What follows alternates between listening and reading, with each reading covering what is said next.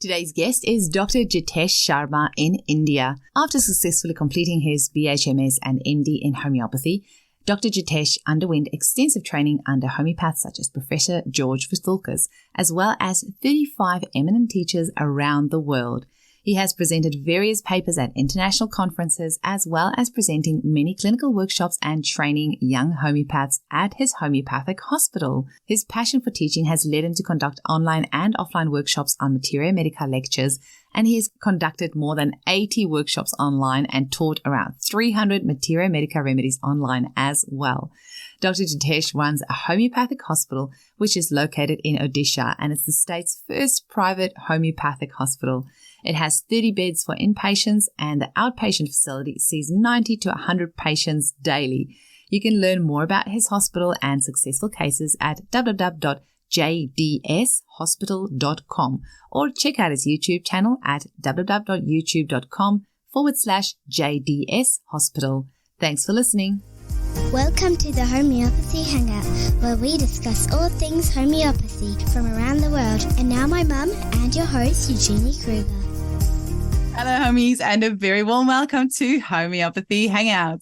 Today, we speak with Dr. Jitesh Sharma in India. Welcome to the show, Jitesh. Thank you so much. It's lovely to have you on. I know you've been listening to the podcast as well, so it's great to have you on. And I was just saying to Jitesh, we're going to have to start recording because the two of us were like, blah, blah, blah, blah, blah, blah. We don't even know each other. We've never even met each other before. But when you chat with a fellow homeopath, you immediately feel like you've been best friends forever, hey?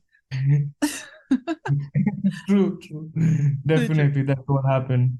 Yeah, it was so great to have you on. Now, you know the question I start all my episodes with. How were you first introduced to homeopathy? Ooh, well, my father is a homeopath, and I have been watching him since small. In fact, I was his dispenser of medicine. Oh. So I used to make and I used to see how the patients are working on it. And I was like, when you're born with it, you obviously see that homeopathy is wonderful science and they have so much to do and it gives so many things. And the healing which occurs, it's not like, very much, it's more of permanent. We call it cure in the terms. So that's what's pretty phenomenal for me, that let us do this only. And why to take other stream when you have everything and we have learned. So that was inspired me to take a homeopathy. And I was a great dancer. I wanted to have a choreographer. I wanted to learn choreographer, but unfortunately, I met with an accident in which my left hand got a little damage, and it was a pretty worse accident. And that actually hit me hard because I was selected for a good audition in abroad. So I missed the opportunity because on that very same day, I got a call that I got selected. And the day of accident, imagine. The universe has a way of making these things. Yeah, that's what. I'm trying to think. I think it's Gaurang Gaikwad. He's also says he does dancing and choreography and all that. The two of you will have to get together and do like a special dance and then for Homeopathy Awareness Week. I was with Gaurang in another song. Yeah, in another song I was there for a year. Oh. So I have studied from more than 35 teachers around the world, from the best homeopaths. So I have been learned under many, many teachers. The experience what I had is very, very, very nice. And especially Professor Vithoulkas is amazing. Wow. Yeah. And that's the privilege you have being in India. You've got so many incredible teachers there, and people really live and breathe it with every cell of their being. Now, is it just your dad that's a homeopath? Have you got any uncles or siblings or anyone? Only my father. My brother actually refused to do homeopathy. So we actually go. So I'm the youngest in the house. Is your dad still practicing? Yeah, he's still practicing. He's 67 now. He's 67 years age, and he is still practicing in the hospital. So we are 2 doctors in the hospital as a senior doctor. We have a lot of interns there. We have 8 to 9 interns. And then we have resident doctors, 7 resident doctors. So they all do the case taking. First, the patient comes, they all do the case taking part. Then we sit together and we discuss, we reevaluate, then we give the medicine. That's the way we do. Oh, it must be so fun, all that collaboration. But hang on, we're jumping the gun here because I just want to set our listeners up with this, that you actually have your own homeopathic hospital. Yes. Can you tell us how that started, what it's called, what you do, just as much info as possible? Because that's something I really want to come to India one day and see a homeopathic hospital. That's one of my dreams. So tell us when it started and how that came about.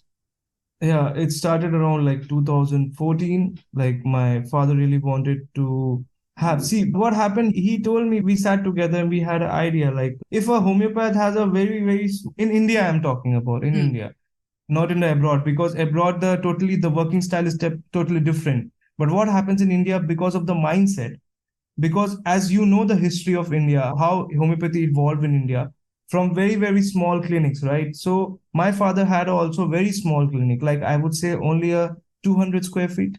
That was the smallest clinic he had in the main town. And then gradually homeopathy evolved within here in our place, and everyone came to know. And now what happened? Like people had that mindset that okay, homeopath sits in a small clinic and he give that small pills, and that's it. That the doctor is okay. So he was not so happy with that idea because he was all working like for 35 and 40 years and doing the same. So he told me that let Jitesh, we'll open a hospital. So change the mindset of the people and to see till where we can do it and how we can do it, and let's people see and witness that okay, because now this hospital is on like 4,000 square feet, and it's a 4 floors hospital and the first floor is the reception and the case taking. The OPD is in the first floor, the second floor is the private rooms for the patient, and the third floor is the general ward for the male and for the female. And so like this we have created. And then when father told me that okay, let's open a hospital, and we said that's a fantastic idea, and I'll be trained to see, I'll visit other places where they have homeopathic hospital, and I try to learn from everywhere. So I've been to Dr. Nikam, they have an homeopathic hospital in Pune. Then I went to Dr. Pradeep Gupta, he's in Agra, he's in wonderful, and he is my whole and soul guru, who has given a lot of things, I can say with my folded hands, that I'm very grateful to him, what he has taught me. And I'm very, very glad to Dr. Pradeep Gupta, sir, because actually he has evolved me after so many learning from the teachers. He has given me a lot of gist, which has actually opened my practice to a next level, I can say, next level.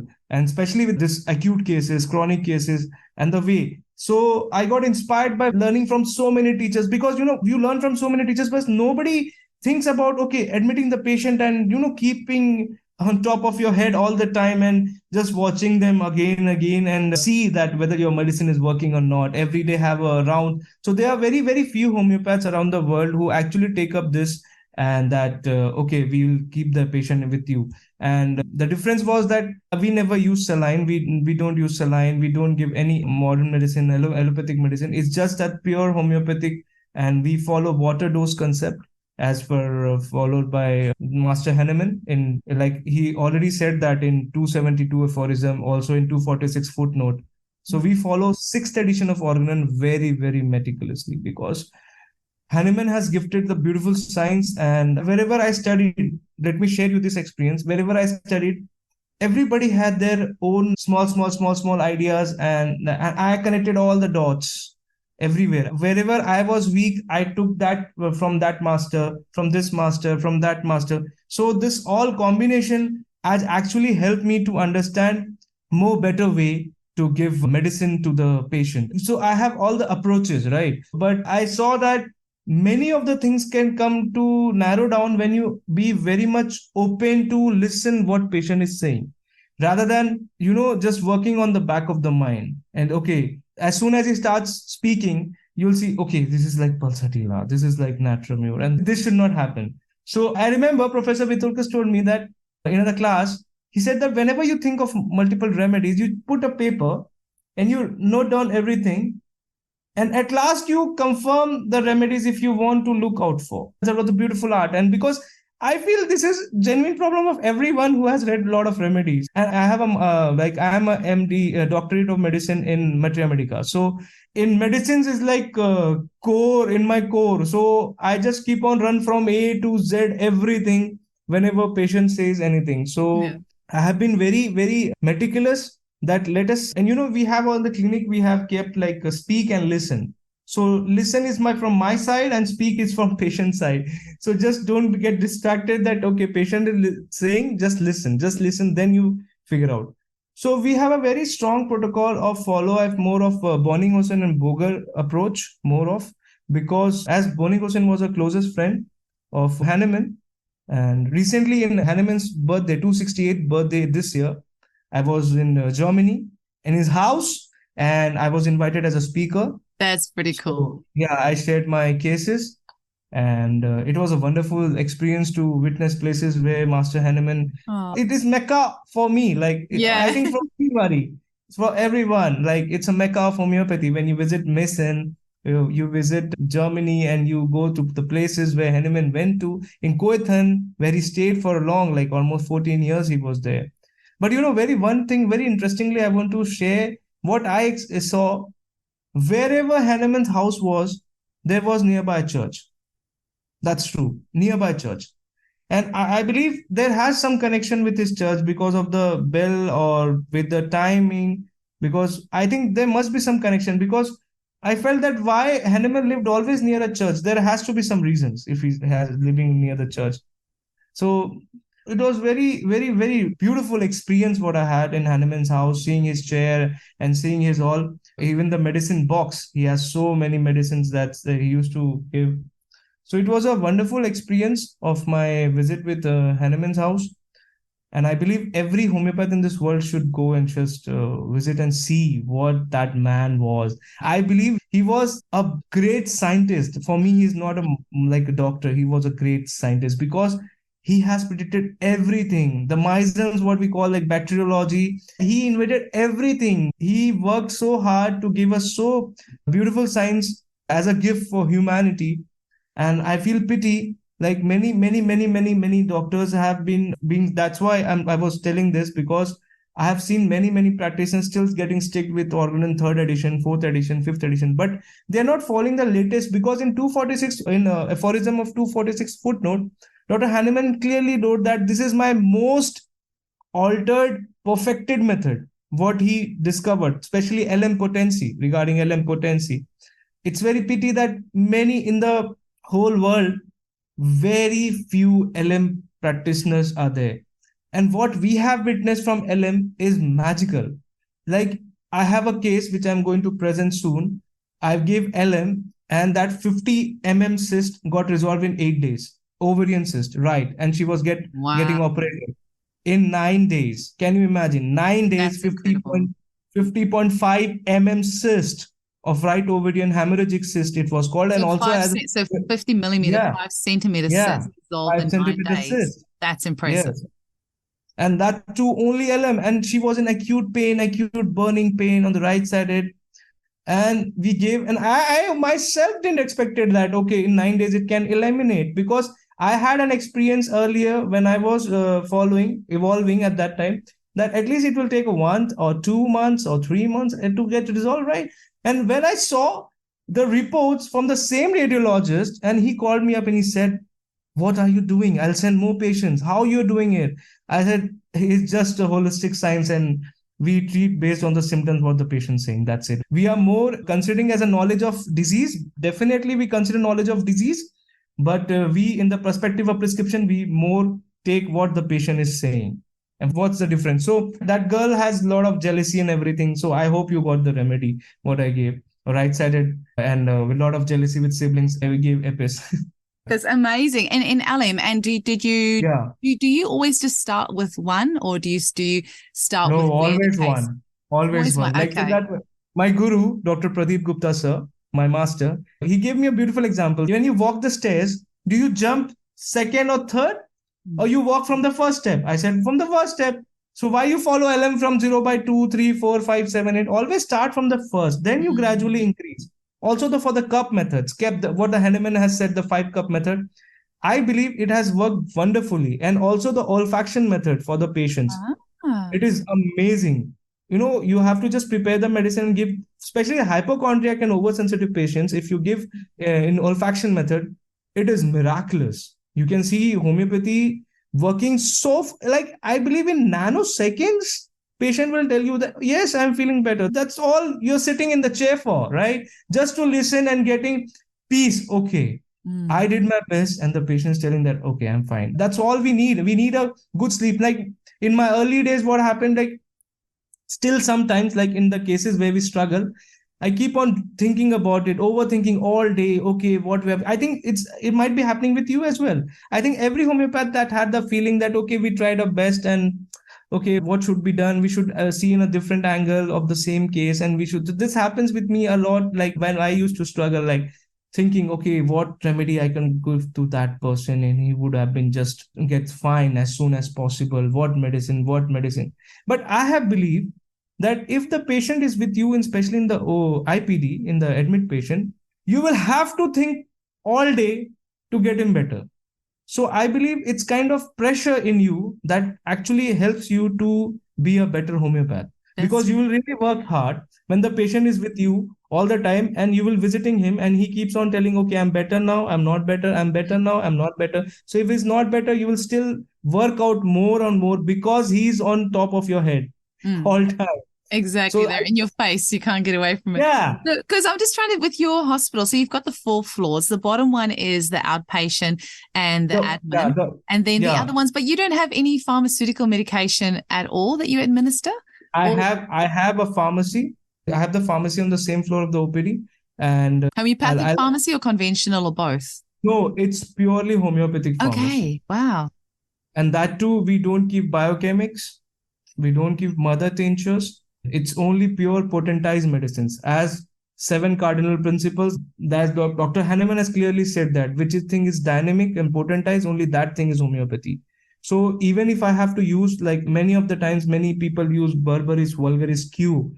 I prefer to use an LM Potency or 3X, and I have seen so fast result compared not even crude drugs can give you when you eat in the same potentized medicine. Let me share you something. Most homeopaths use Hydrastis Q a lot. They have never experienced Hydrastis 3X effects. I don't know. They have not witnessed this, so I have used Q. In early days, I have evolved. Let me share you. I have used everything, so that now I have the guts to tell you. And I feel a lot of pity. Many homeopaths says themselves that, okay, we are classical. What's classical? I believe everything is homeopathy. And when you do homeopathy, it's pure homeopathy. There's no point of being more of a classical prescriber. Okay, you are a classical prescriber, so don't prescribe then mother tinctures and biochemics. Like I have seen many people calling out themselves classical, because this contradicts to the statement, because Hahnemann never mentioned everywhere that, never ever mentioned that he used biochemics or this. This all were invented it was evolved through other different men's after Hahnemann's death. So these all things were discovered from a different angle, but this all thing merged together, and in the name of homeopathy, everything got started. So this is a totally different scenario. But what I am trying to speak here, that we should be follow like more of genuine homeopathy, what Hahnemann has taught. It's not about classical, it's not about anything. It's just a pure homeopathy, what Hahnemann wrote in his books and what Hahnemann told. So if we walk on his footsteps, you will definitely find amazing results, what you have never ever witnessed before, even in chronic deep-seated cases, even in acute. So again, I want to quote my master, Dr. Pradeep Gupta used to say that there's nothing like acute and chronic. You have to decide whether the patient is reaching you today or tomorrow, and since when he's suffering from. So that decides this is acute or chronic. How will you judge? Because patients never come. Patient has the problem from since 1 month. But he is coming to you. Now you decide it's acute or chronic. It's about patient emergency. Okay, help me. Because I have been suffering from 1 month. I have been negligent, but I'm coming in and sitting in front of you. Now I'm getting it to treated. So now you cannot judge it is acute or chronic. So there's no point. It's just a patient and you have to treat him. And he should get better either today or tomorrow, or to do it after. But he should improve. At least if you give a right remedy, at least 10%, 20%, 30% within a span of 2-3 days, because those days are gone when you give 10 and 50 one dose and you wait and watch. That patient never gonna return in your clinic. Never. He's gonna never come back, because this ultra fast modern space need most fast treatment. And I believe homeopathy works especially faster than any other science, what we can do. And we all have witnessed it in our clinic. So I think if we practice in a very good way as a team, it will be miraculous. And Yeah, no that's would ever, amazing that I yeah, love how you're saying you would come together as a team, all the doctors, and discuss a case. I think yeah, that must be magical for you as well. Like, because you learn yeah, so much from other practitioners and everybody has a true. slightly different take on it. We all see the case through different lenses and different life experiences and everything else. So that's pretty cool. We should be very much open-minded, and you don't know, because other person might have that information that you might have not read Mm, it. So that makes more important to mm, learn. Okay, mm. because what I have seen, like people, we used to present cases sometimes in International Academy of Classical Homeopathy. Professor Vitolkas used to sit at the very back. I still have the picture, and that day actually was so hard-hitting moment for me, that see this man, he's just around going to be 90, Mm. and he's sitting at back of the class and listening some other students who is much younger. And I was so inspired that day, let me share you. I was so inspired that I think that humbleness, that simplicity, I believe every homeopath should have that. Yeah, definitely. That state of innocence or that childlike mind, that Yeah. childlike curiosity. They just keep our curiosity, hey. But Jitesh, I'm really interested because we don't have the privilege of having any homeopathic hospitals here in Australia. We used to have 5 apparently, and I think about the 1960s or 1950s they closed down. But what does it look like if a patient turns up on your doorstep there at the hospital? What's that process like? Who takes the case? How does it get dispensed? So you have inpatients as well there. Do you have any like diagnostic equipment like MRI machines or anything like that? Or like just talk for us here in Yeah. the West, just talk us through a Yes. visual of we're arriving on your doorstep. What happens? Sure. I'll put with a case scenario. I think Okay. that would be clear. Yeah, Yes. yeah. What happens, like suppose a patient in the emergency comes, and they just come to the reception, and they obviously patient is in a lot of pain. So I'll tell you the case of acute sciatica pain. And they already been to the government hospitals, and they have already done the MRIs, and they have already visited the neurologist. They took the medicine, it's not helping. So somebody, see it always with a reference, right? Homeopaths are always like, coming to reference only. Okay, I have no homeopath, you go there and So somebody referred them that you go, there is a hospital called JDS hospital in your area. You go and you get him treated by Dr. Jitesh, and he'll see. Said, okay. So they came, and the lady was having a lot of agony in the pain. She was moaning, crying, shouting. I was not there. So my house and hospital is in front only. So house is here, hospital is here, in between the road. It's handy. Yes.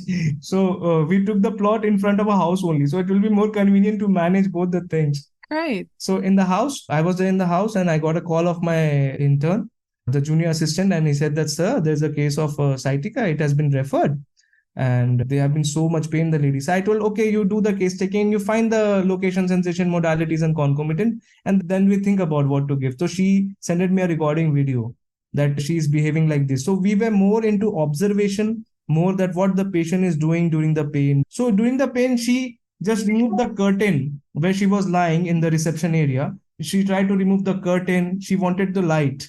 And then she keeps on calling for someone that, okay, you hold me, you hold me. And she was crying, and she was like trying to hold off someone all the time. So that was the desire for company mode. And she was continuously moaning, and she was continuously want some reassurance. So that made me think of that very moment. They have already given Colosin. They already had given, my team has already given Barionia, and she was not improving at all.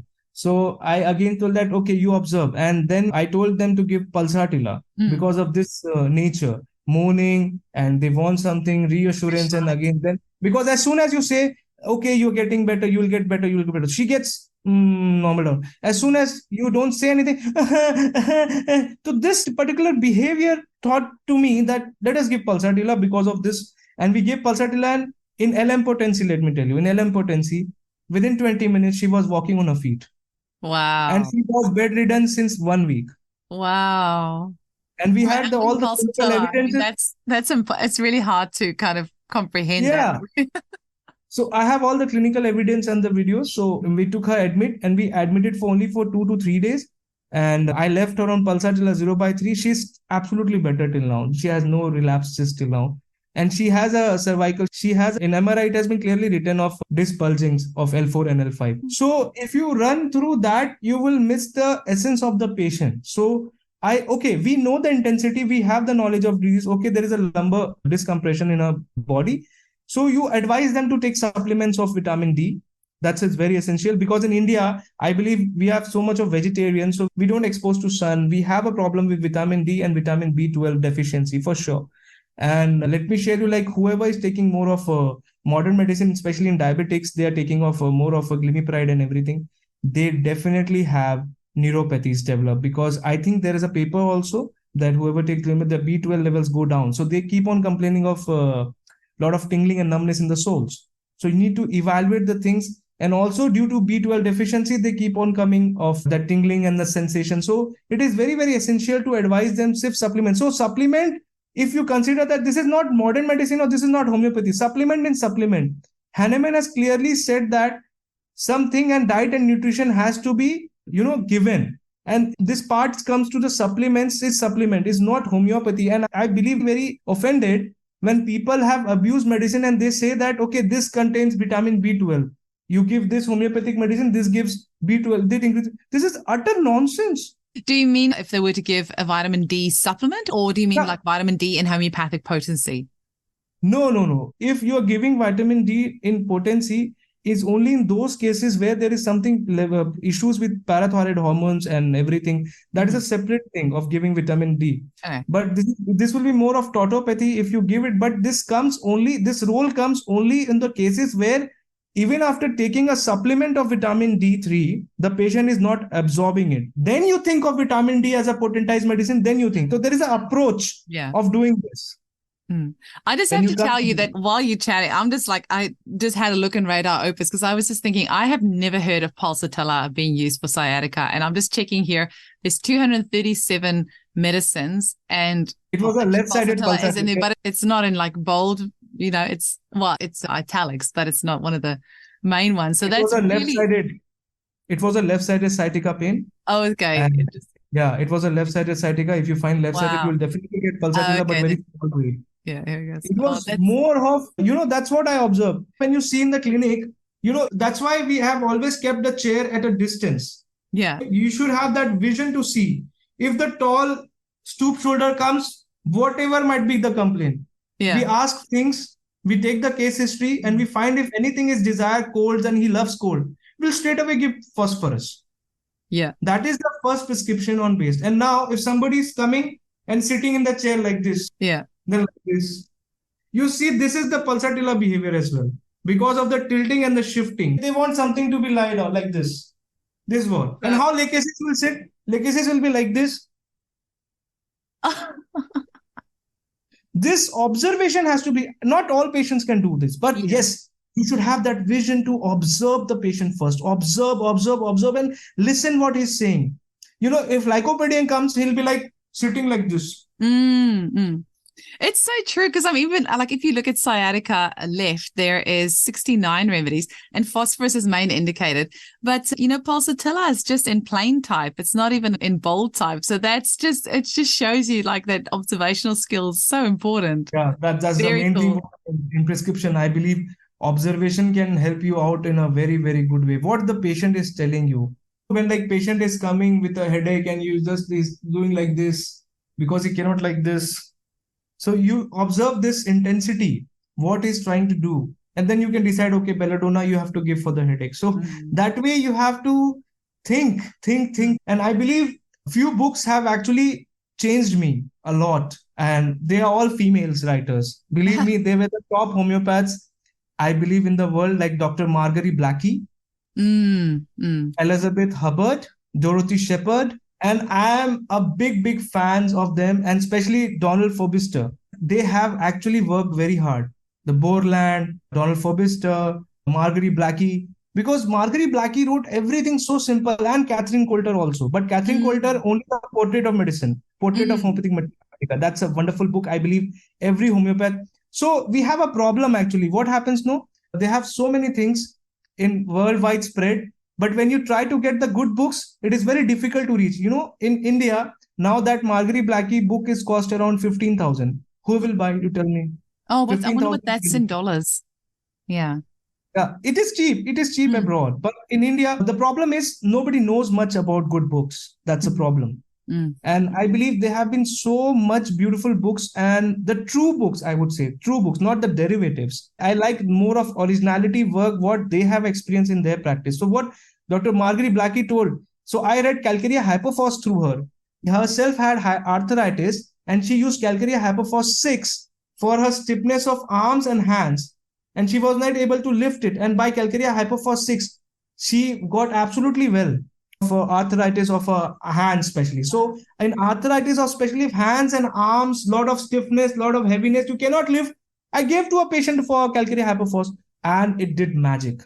So that confidence, what I get from these books, what I read, that was, imagine you can admit that patient and you can actually help them. Okay, yes, we can do something about it. So it's not about that every patient in the world can be cured by homeopathy, but yes, we do have a better success rate compared to other scope, definitely what I have been seeing.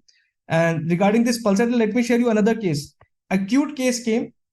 We have a ECG machine. We don't have MRI and CT, but we do refer to a center to get because we have a touch in radiologists, so they do for us. And then they come with the reports. And then we decide what to do with them, either to give them the medicine and wait and watch, or either to get admitted them. So then that way we do. So let me share another case of in 2-3 cases I'll share that will be very amazing. First case, I remember there was a case in my initial practice. There was a case of fever, recurrent fever since 3 months. 3 months, he admitted to the best of hospital in the state, whatever the government hospital and the private hospital, he been to everywhere. He get admitted for 10 to 15 days, taking antibiotics, taking everything. His fever is not at all resolving. He came to me. He said, Jitesh, he was a known to me. So he said, Jitesh, please help me because I really want. And he has heard that, okay, I have learned from so many. I learned from Greece. I learned from, so there's a talk of the town. Okay, there's a doctor come from, he has been trained from so many. And so let us visit them. Okay, he's a homeopath. Let's see.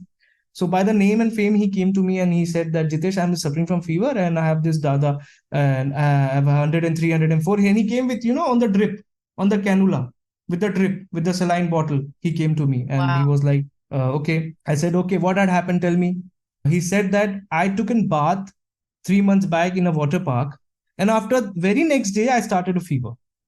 And everybody's treating me, but the fever is not at all leaving my body. And I was so thinking, okay, what could we do? And we took as pyrexia of unknown origin. And as he has taken so many of drugs not responding, I gave Pyrogenium 200, only 2 doses. And his fever was 103 when he visited. After 2 hours, his fever gone down. And after 2 days, he called me that, Jitesh, you have done magic.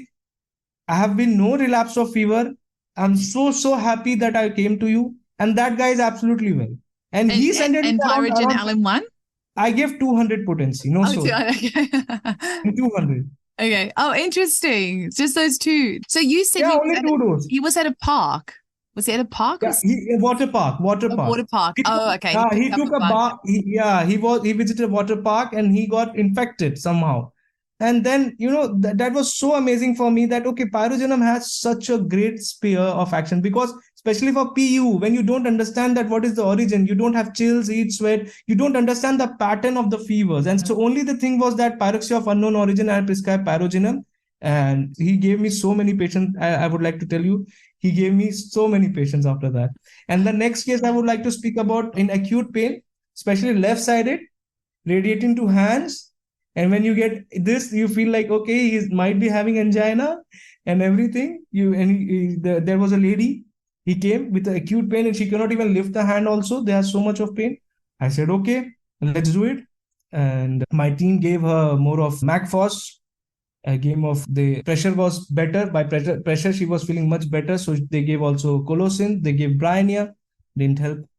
Then I told that, okay, reevaluate the case. I told my team to do that. Then they said that, okay, sir. Then I was also standing back. So I keep on observing the patient. Meanwhile, they are just working on it. I keep on studying the behavior, what the patient's telling. And they were like, continuously, that lady was used to telling, okay, stitching is so much of stitching pain. What kind of pain? Just stitching pain, left side, chest, heart, what to do. Give Spigelia. I gave Spigelia and within 10 to 15 minutes, she was absolutely better. The ECG was normal though when we came. The first thing I did is get the ECG done because I was suspecting any angina pain or any heart related any issues. So I checked, and there was no heart issues at all. So I gave Spigelia, and I told her to wait on the private room up, and she was absolutely better. Then I said, okay, go, you just keep on visiting. So that day and today, she never got relapse of this pain or anything. That That is way cool. homeopathy works. Yes. The stitching pain, typically stitching pain. That's what Spigelia is, especially left side. Let me share this. Spigelia is more powerful than Naproxen 500. Like, I have personally witnessed that it is more powerful than Naproxen, especially in migraines also. When Is, you have left is side, that an analgesic or like a yeah, painkiller? Naproxen is Okay. analgesic. Yeah, it's more of a painkiller, Naproxen, but it's more powerful than Naproxen, what Spigelia has in it. Spigelia is a wonderful drug for especially left-sided migraine headaches, and especially throbbing and stitching pains. So if somebody doesn't believe in homeopathy, if he has headache, you give Spigelia. He'll come to know, okay, at least for a moment, you will come to see, okay, he's improving. So he himself will realize, okay, this homeopathy works so fast. So it has been a blessing of Master Hahnemann what gave to us. And even in angina, I would say in angina also homeopathy, the first remedy which can think of that is always arnica. What is always arnica? In angina, what we can think of angina. Arnica, in especially in LM potency, gives wonder results in acute angina, especially. Definitely, you will have some time to manage the patient. Then you can go for a cardiology opinion. At least you can manage, or you can give the medicine, and meanwhile he goes to the opinion. So at least he will have something and he'll feel better. So I have my personal experience. I have seen that the patient who has a more of angina pains and which just keep on complaining, okay, my this part is paining, and he's a already heart patient, and I have given arnica within 4 to 6 doses, even in the clinic itself.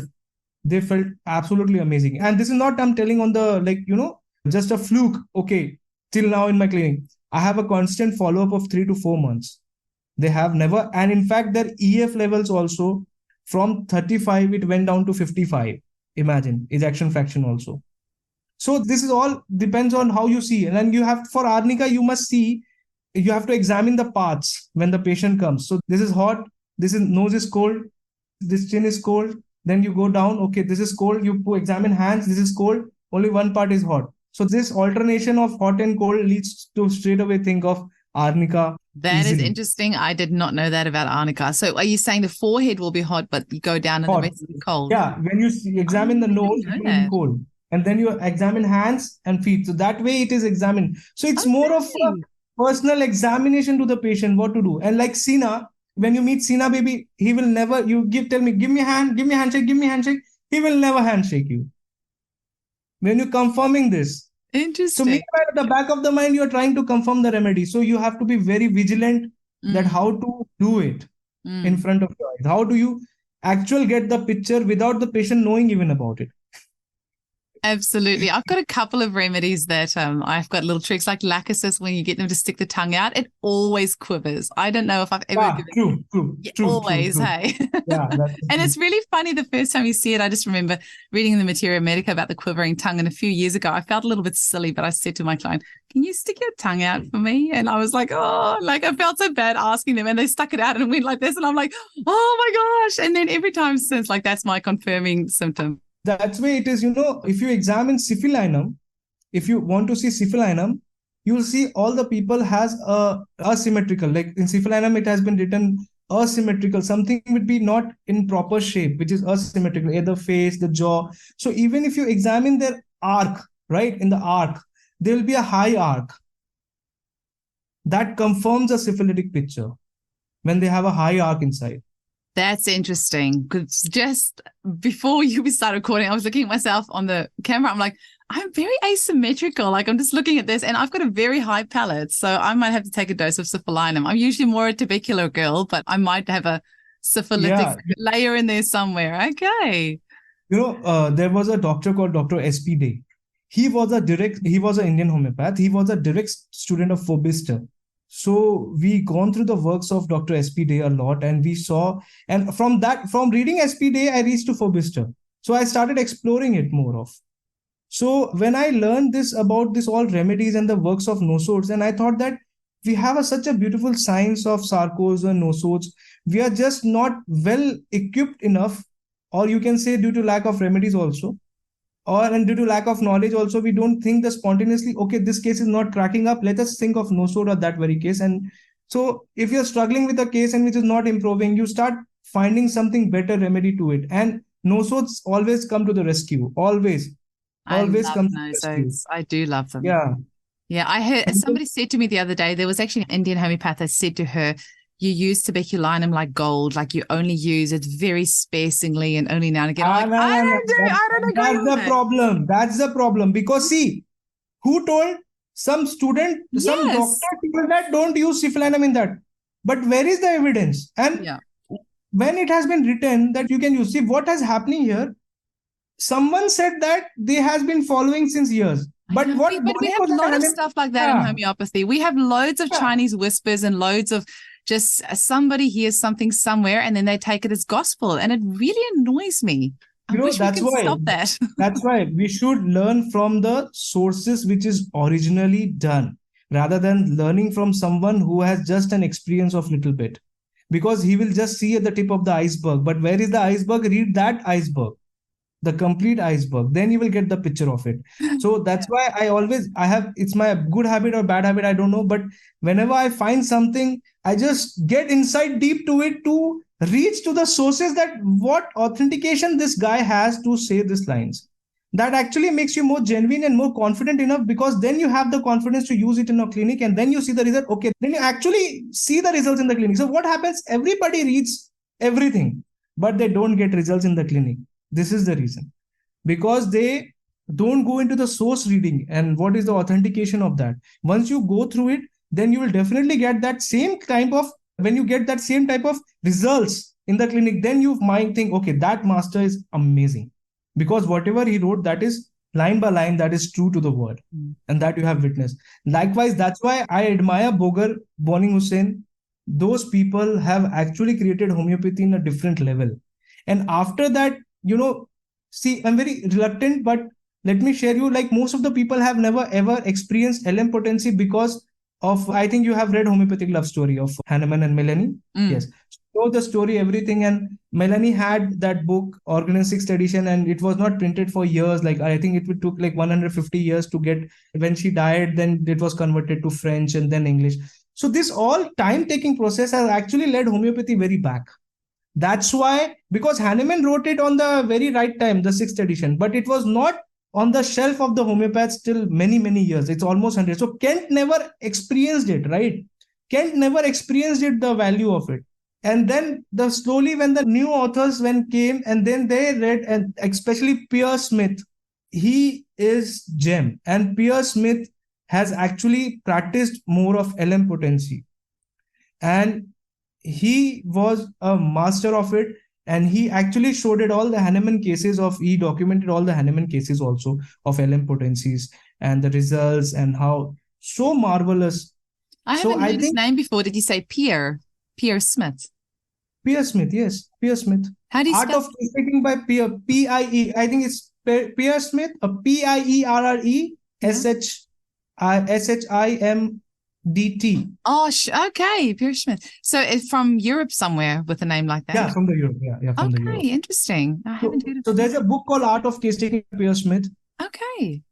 Amazing. I have made a presentation on it. It's I have made a video which I sent it you, Art of Case Taking. So I have taken everything from this, and it has also helped us to evolve, us to observe the patient in more of better form.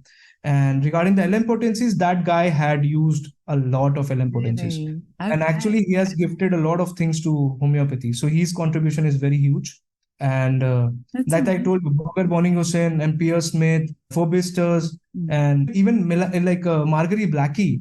In the book of Marguerite Blackie of Classical Homeopathy, she clearly mentioned it. Like suppose if you get very much strong symptoms, you can give on a high dose, then you can follow by low.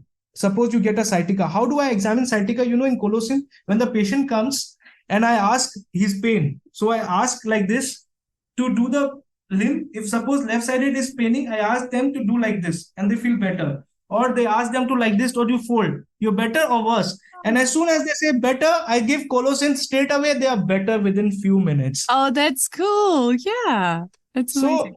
So there are many, many things like this. So as soon as I give, if it is not helping in LM, I shift to 30, then 200. Then I sometimes go straight away 10M. I have given many cases 10M, 1M, because the remedy was right. The potency, even that's why I'm told that potentization and potency cannot be taught to someone else, because it's totally based on personal individual experience. Definitely. Because I have seen, let me share you. Suppose I gave LM1 to a patient and he was doing well, and he got stuck somewhere, and he was telling that I'm only improved 50 to 60%. I said, okay, let us shift to LM2 now. And as soon as I shifted LM2, there was an aggravation. I said, okay, what to do now? I shifted to LM3 and he was more aggravating. Well, I'm not done. And he said that, okay, I'm better, but I was earlier better, sir. Now I'm not better. I said, remedy is right. If I'm shifting the scale, he's getting aggravated. Let us do one thing. Start with 0 by 1 again. And as soon as I started by 0 by again, he back to recovery. So that individual taught me that there might be some cases where you try to upscale the potency, but they are good on that same particular potency. I have had that with a lycopodium case. It was really interesting. And this child did really well on the 200. And then I took them up to the 1M, and the mum she said it just didn't really do anything for him. I can't remember if he was having aggravations or if she just felt this didn't do much, but she just kept on going back to the 200. And she was like, that potency is his happy potency. He does not want to go up or down. That is his potency. So it's too bad. interesting. That's what. There are individuals like this. That's what I want to share. There are. So let me share you, like, there are many medicines which acts on particular potencies. Like we call it soranum. Soranum acts wonderful in 500. Have you used in 500? 500C? Yes. Never heard of that. Okay. In India, only one pharmacy makes it. Wow. I've used it in 50M. I had a scabies case that we went all the way up to 50M, and he did great on every potency, but I've never even heard of a 500C. Yeah, Soranum 500 acts wonderful. And likewise, I could told you, like, many use, I think you must have heard Sabal Cerulata. No, Sabal, Sabal? Yeah, Sabal. No. It's more of a prostate and the prostate disorders. It's more of like a Konayam picture. Okay. But a lot of constipation. So in India, maximum homeopaths use it in a mother tincture form. But what I have been seeing that in LM potency, it has been wonderful results. Okay. That's why I love chatting with the Indian homeopaths, because they often use such different remedies to what anybody else in the world uses. And I think it's because you've got lots of wonderful Indian drugs, like plant medicines. And so it's natural for you to then want to use that in homeopathic potency. But a lot of us here just don't know about those plants. And so it just wouldn't be our first thought to use it. Jitesh, do you also see clients online, or is it only in the clinic? I do online. Okay. And people can come from around the world and come and learn from you at your clinic, right?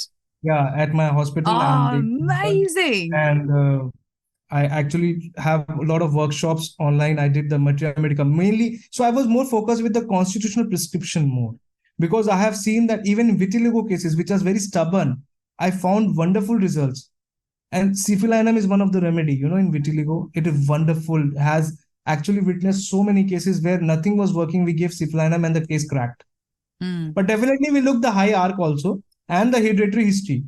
Okay. Hereditary history is very much important. So importance of family history. There's a book called Importance of Family History by D.M. Forbister. Oh. Significance of past history. See, oh my gosh, I'm going to have to sit down with you one day and just like get a list of all your favorite books. Or maybe I shouldn't, because I think that's going to cost me a fortune. But I've got some Forbister books and Blackie books, Shepherd and Catherine Coulter books Hubbard. As well. Yeah, so I might have a look Elizabeth there, Hubbard. Send me a list of all your top favorites. Or post it in our Facebook group. You're in our Facebook group as well, hey? Okay, I didn't know. Oh, I'll see that. The Homeopathy Hangout Podcast Facebook group. And you can post us your I'll put a list of books. I think that would be much wonderful to see. And your website, jdshospital.com. If anybody wants to find out more or book or want to purchase your courses or come and hang out at your hospital.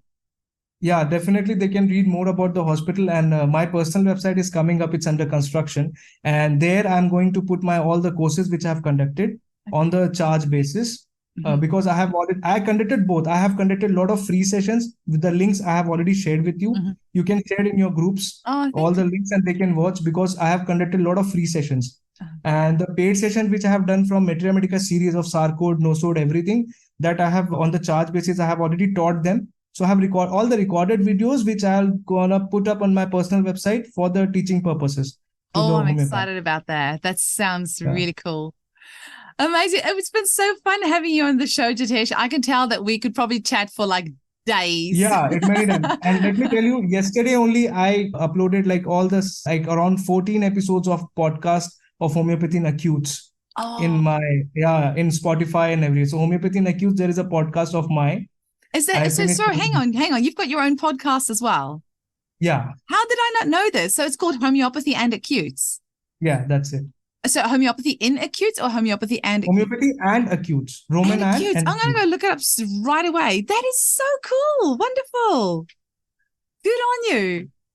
Amazing. Well, I hope everyone goes and listens there and adds it to their favorites and like and share and everything else as well. Yeah, definitely. Please. Thank you so much. Awesome. Wonderful having you on the show, Jitesh. And thank you Thank so you. much for It sharing was your so knowledge. wonderful that you gave appointment and we had so much of talk, and I'm very privileged to meet you today, and I'm very grateful that God gave us the opportunity to share so much of things.